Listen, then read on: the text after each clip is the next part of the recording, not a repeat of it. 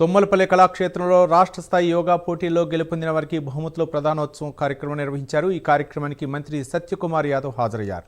యోగా పట్ల అవగాహన కల్పించడానికి నిర్వహించిన కార్యక్రమాల్లో 4 లక్షలకు పైగా పాల్గొన్నారని మంత్రి అన్నారు.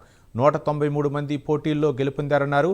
జూన్ 21న అంతర్జాతీయ యోగా దినోత్సవంగా ప్రకటించేలా ప్రధాని మోదీ కృషి చేశారని మంత్రి చెప్పారు. యోగాని మన జీవన విధానంలో అంతర్భాగం చేసుకోవాలని మంత్రి సత్యకుమార్ యాదవ్ అన్నారు. Director IAS Department of Andhra Pradesh Sri K Dinesh Kumar IAS గారికి sitting next to the honorable prime minister sir.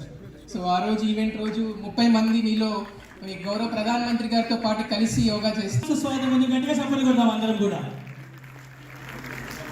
11వ అంతర్జాతీయ యోగా దినోత్సవానికి మరి ఆహ్వానాన్ని మన్నించి వచ్చేసినటువంటి కందుల దుర్గేష్ గారికి మంత్రివర్యులు ఆంధ్రప్రదేశ్ పర్యాటక శాఖ thank you sir, thank you so much.